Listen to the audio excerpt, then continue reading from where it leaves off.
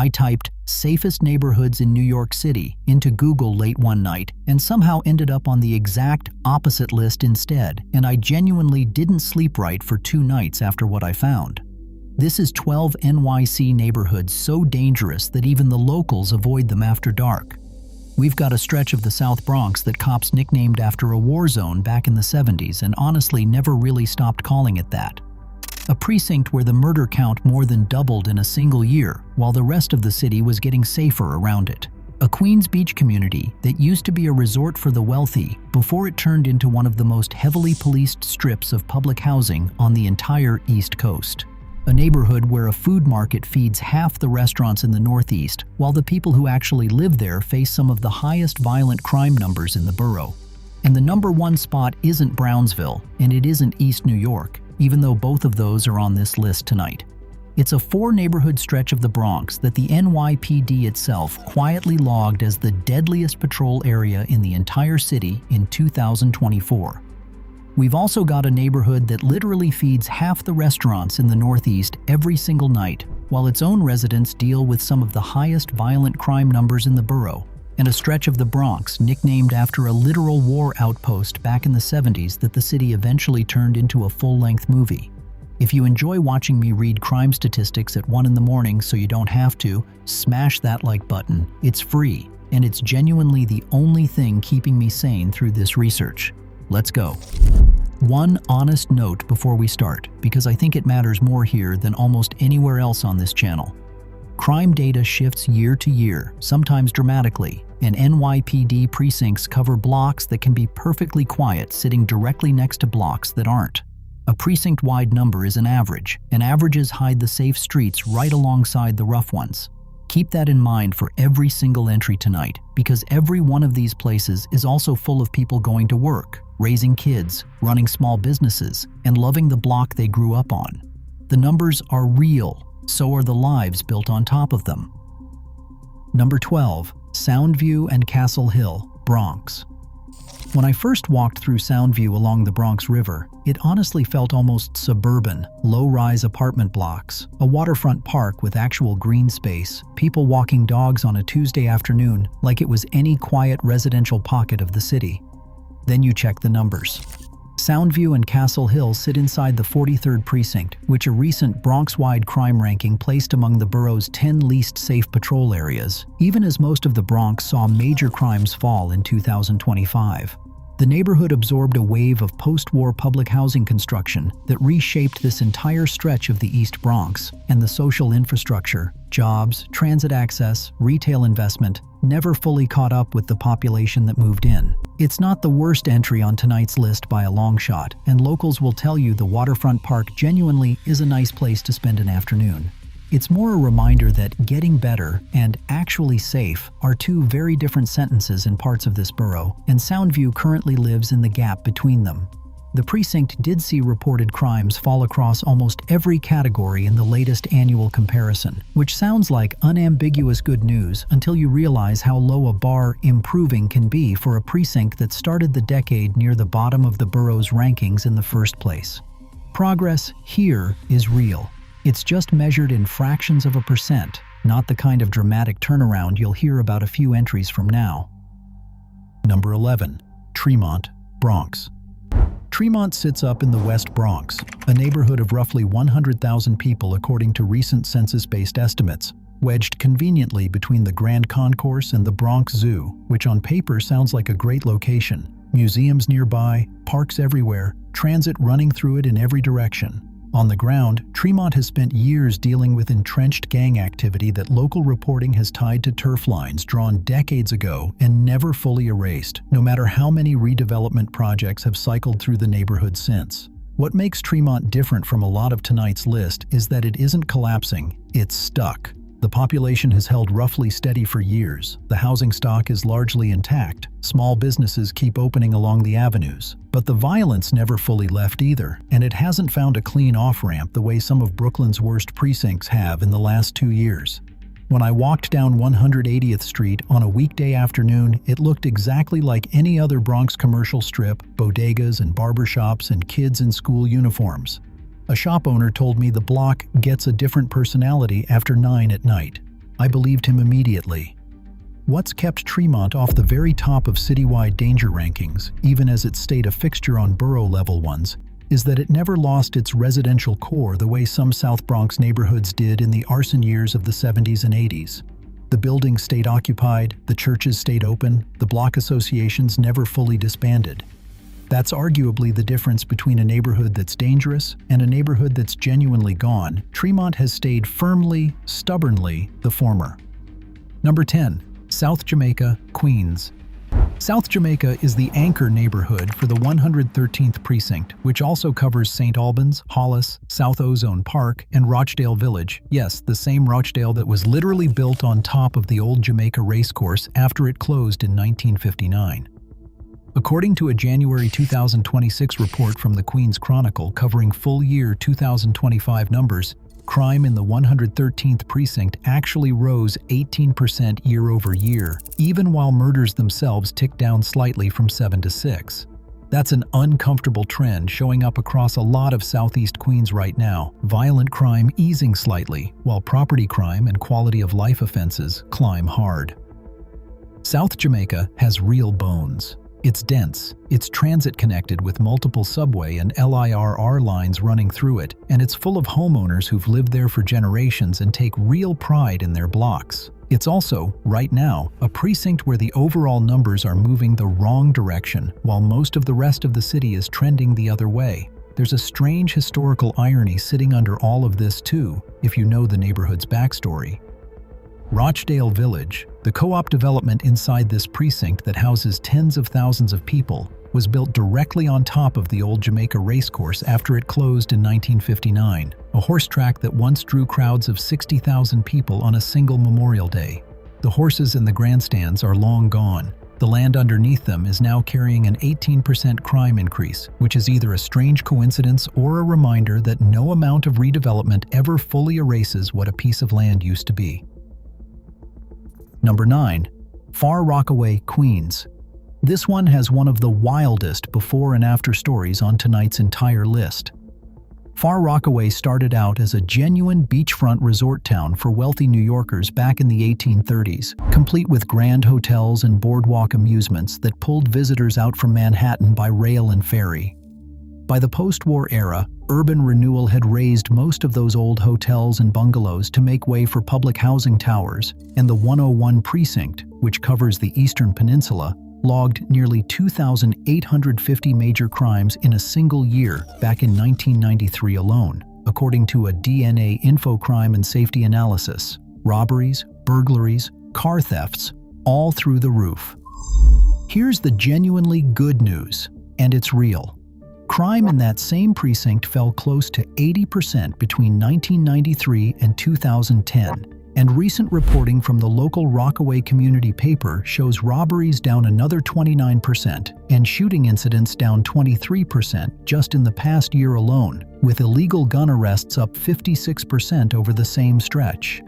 Far Rockaway is proof that a neighborhood can claw most of the way back from a genuinely brutal starting point. It's also proof that most of the way back can still leave you on a list like this one, decades later.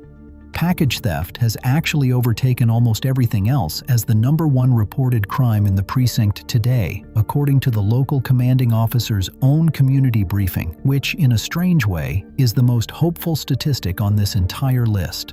A neighborhood whose biggest crime problem is porch pirates instead of armed robbery is a neighborhood that's genuinely transformed, even if the reputation from 1993 still follows it around online.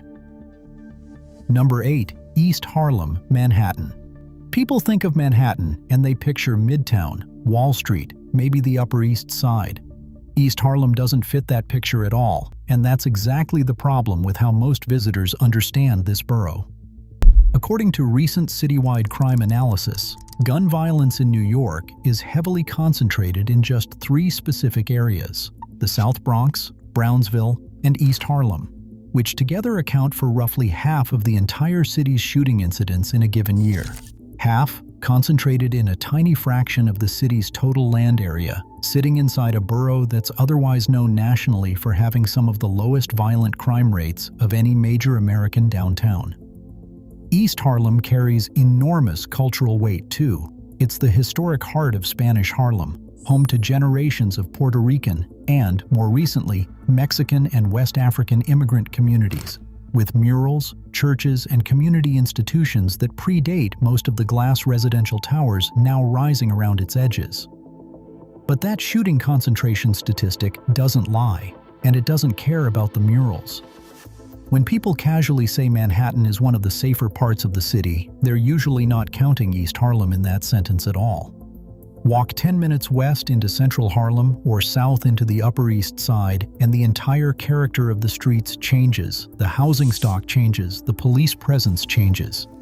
East Harlem sits in this strange geographic pocket where three of the wealthiest zip codes in the country border one of the most concentrated gun violence corridors in the state, separated by nothing more than a subway stop. If you're the kind of person who can't look away from this stuff, do me a favor and hit subscribe right now.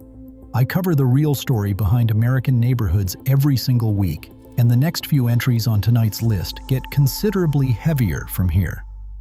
Number 7. Corona and East Elmhurst, Queens. The 115th precinct covers Jackson Heights, East Elmhurst, and North Corona, and its 2025 numbers tell a genuinely strange, almost contradictory story. Overall major crime in the precinct dropped nearly 24% last year, according to Queens Chronicle reporting on the NYPD's year-end figures, one of the single biggest improvements recorded anywhere in the borough. And yet murders in that exact same precinct rose from 4 in 2024 to 7 in 2025, nearly doubling even as everything else fell. That's a split showing up more and more across the city right now. Property crime and general disorder trending down hard, while the smaller number of violent incidents that still happen keep getting more lethal. Corona is also one of the most densely packed immigrant neighborhoods in the entire United States, home to families from dozens of nations, living blocks from the runway lights of LaGuardia Airport. It's a neighborhood improving by almost every measure the city tracks, except for the one measure that actually keeps people up at night.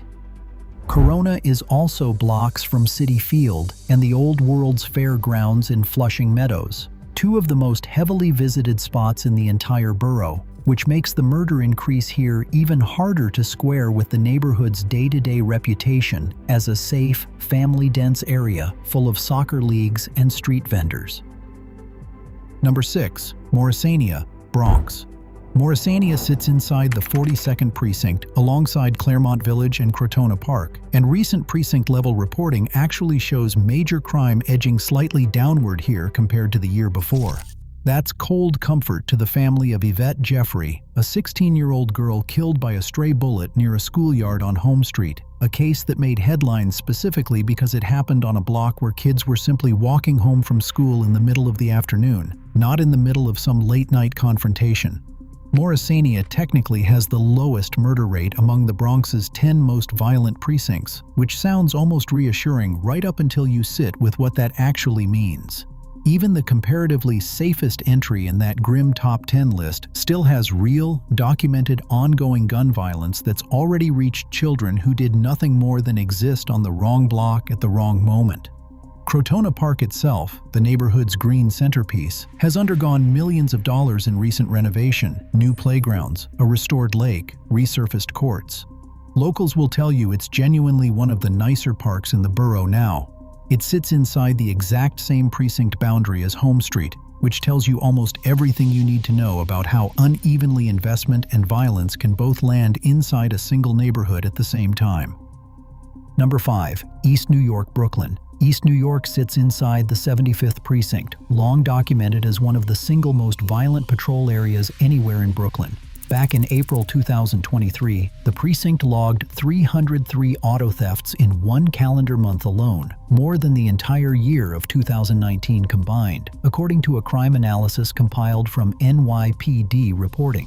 A New York Post investigation from that same period found that 27% of all shootings citywide in a given month were concentrated in just 6 Brooklyn precincts, and East New York was one of them. The neighborhood also contains some of the largest public housing developments in the entire country, built during the same mid-century construction wave that reshaped so much of tonight's list from Brooklyn to the Bronx. Here's the real, genuine good news.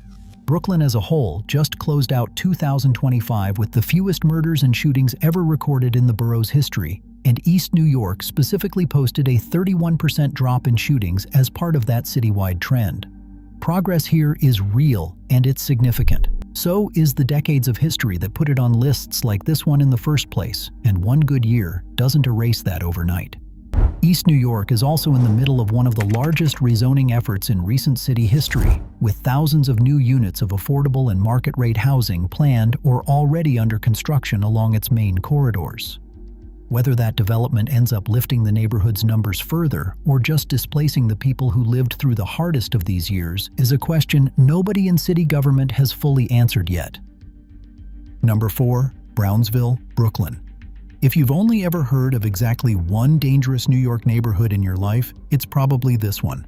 Brownsville sits inside the 73rd precinct and carries a poverty rate around 42%, according to recent neighborhood crime analysis, one of the highest concentrations of public housing anywhere in the entire country, sitting on top of decades of entrenched economic disinvestment that predates most of the people currently living there.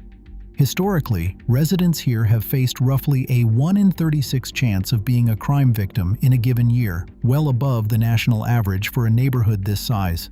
Here's the twist though, and it's a genuinely big one. 2025 was the best year Brownsville has had in recorded history. According to the Brooklyn DA's office, homicides in the precinct dropped 86%, from 14 down to just 2, and shootings fell 45% in the first half of the year alone, the steepest decline recorded in any precinct across the entire borough. The city specifically targeted Brownsville with a pilot program called Every Block Counts, directing extra resources street by street rather than borough-wide. Brownsville's reputation as New York's most dangerous neighborhood is decades old at this point. Its actual 2025 numbers genuinely aren't describing the same neighborhood anymore. The reputation just hasn't caught up to the data yet, and that gap is exactly why it's still this high on tonight's list. Brownsville is also, quietly, one of the most historically significant neighborhoods in all of Brooklyn. It's where Al Capone grew up, where labor organizers built some of the earliest tenant unions in the city, and where the housing towers that now define the skyline first went up as genuinely hopeful post-war experiments in affordable living. None of that history shows up in a crime map. All of it is still standing on these same blocks today. Number 3. Hunts Point, Bronx. Hunts Point sits inside the 41st precinct, and if that number rings a bell for anyone who's studied New York history, it's because this exact station house earned the nickname Fort Apache back in the 1970s and 80s, when arson, mass abandonment, and gang violence hollowed out the surrounding blocks so severely that the officers working there compared their own precinct to a military outpost sitting deep in hostile territory. It's the same nickname that inspired the 1981 feature film Fort Apache, The Bronx, which used these exact streets as its backdrop. Today, Hunts Point is home to the largest food distribution market in the entire world, with millions of pounds of produce moving through its warehouses every single night, supplying restaurants and grocery stores across the whole Northeast Corridor. And it still carries one of the highest violent crime rates anywhere in the Bronx, driven by its industrial isolation after dark, drug activity concentrated along the waterfront, and a residential population that's largely disconnected from the enormous produce money moving through the neighborhood on trucks that never actually stop. Two completely different Hunts Points exist side by side here, the one quietly feeding the entire region, and the one the region mostly just drives past without ever getting out of the car. The market alone employs thousands of workers on overnight shifts, moving product through a peninsula that has almost no late-night foot traffic outside the loading docks themselves.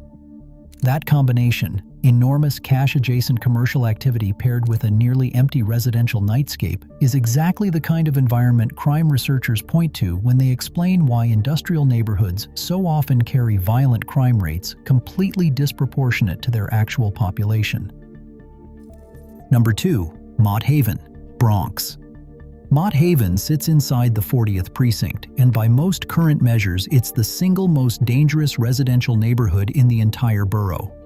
A recent security industry crime analysis pegged the violent crime rate here at roughly 28 per 1,000 residents, which works out to about a 1 in 15 chance of being a crime victim in any given year. In January of 2025, a 14-year-old student was fatally stabbed in an unprovoked attack on his way to school, according to Norwood News reporting at the time. Exactly the kind of case that doesn't move a citywide statistic much at all, but permanently changes how an entire neighborhood feels about sending its own kids out the door in the morning.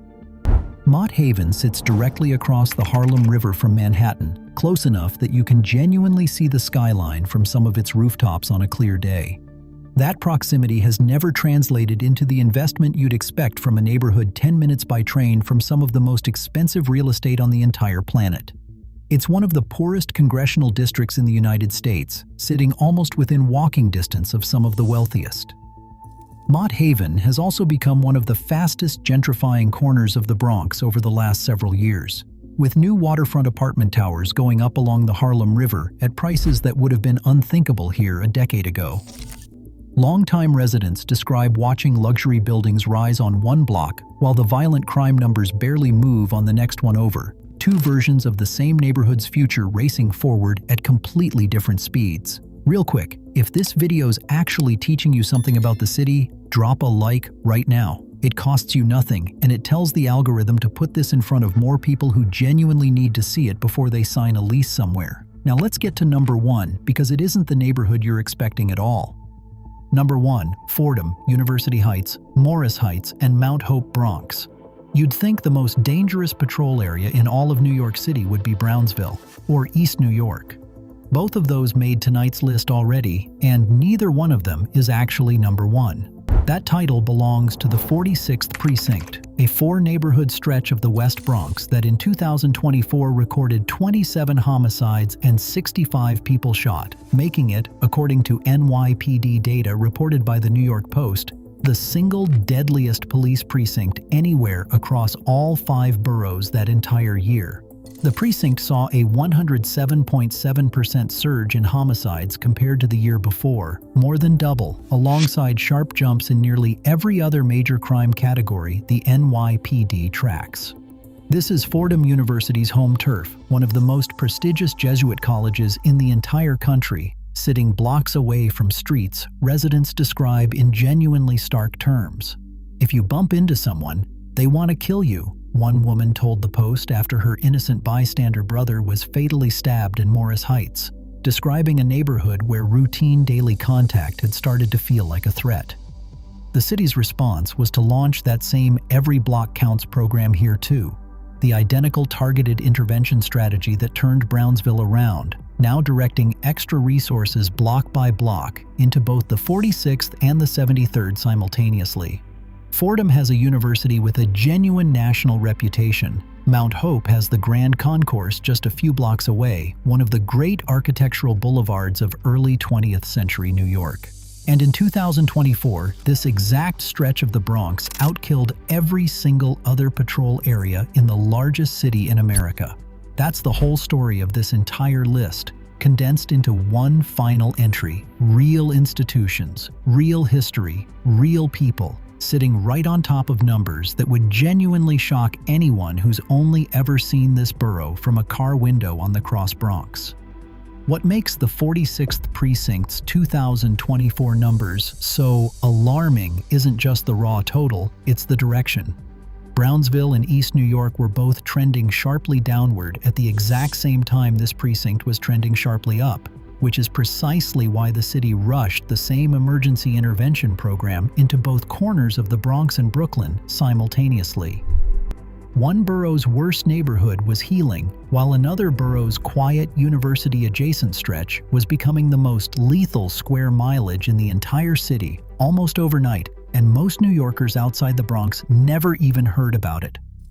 These 12 places aren't the New York you see on postcards, and they're not the gentrified strips getting written up in food blogs every other month either. They're real neighborhoods, most of them shaped by the same mid-century public housing wave, most of them carrying decades of disinvestment that shows up in a spreadsheet long after the actual policy decisions that caused it have been forgotten by everyone except the people still living with the results. Some of these places, like Brownsville and Far Rockaway, are genuinely turning a real corner right now. Others, like the 46th precinct, are getting worse in real time, while the rest of the city gets measurably safer around them.